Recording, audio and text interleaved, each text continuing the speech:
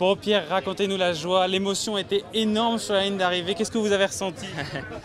Un grand soulagement et voilà, ça fait depuis 2015 que j'attends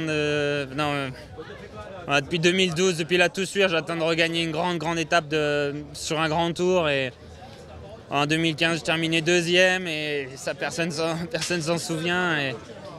L'an passé ça a été une année très compliquée en termes de résultats pour moi et voilà, le Tour de France a été difficile. J'ai fait une grosse année de préparation et voilà, je me suis écrasé une fois et après une deuxième fois sur le Tour. Et la saison était foutue quoi.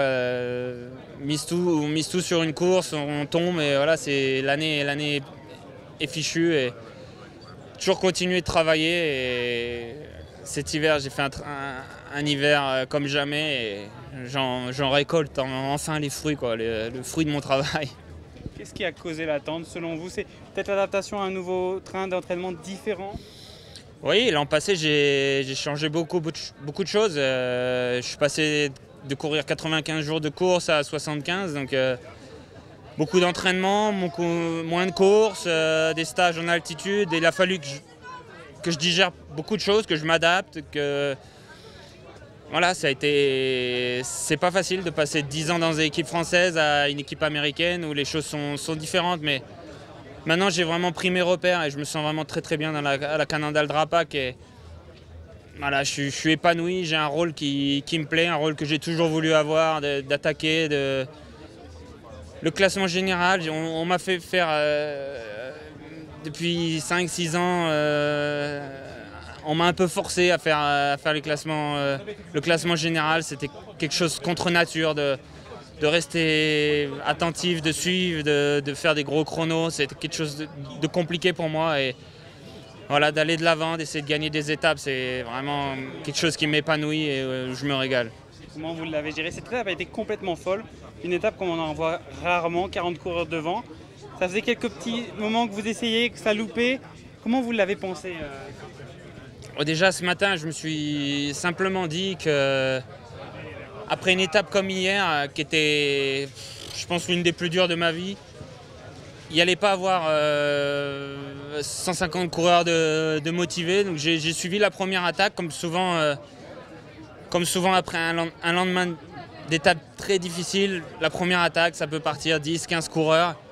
Oh, quand je me suis retourné, j'ai vu qu'on n'était que 3. Je me suis dit, oh là là, ça va être long, mais on a pris un bon rythme dans la première montée. Après, on a entendu que ça attaquait, que ça ressortait.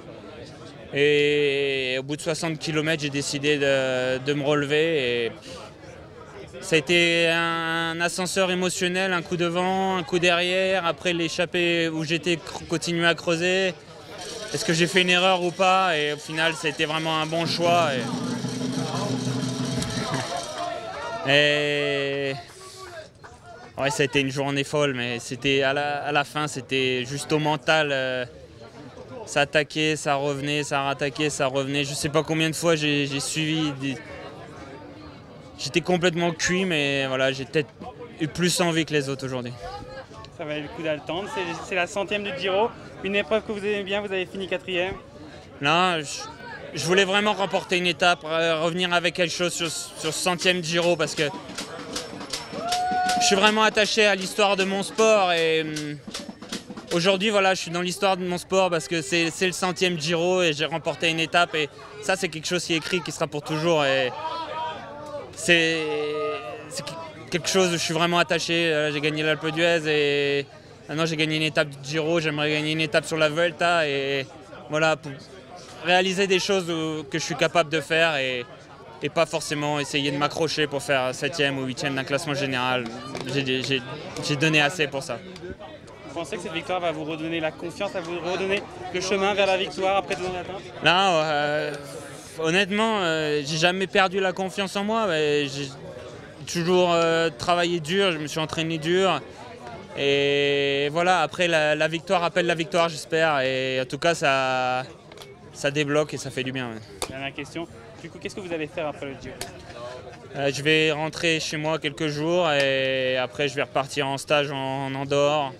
la route du Sud. Je vais faire l'impasse sur le championnat qui est tout plat et puis je vais me rendre au Tour de France. Avec le même objectif, une étape? Avec le même objectif, une victoire d'étape.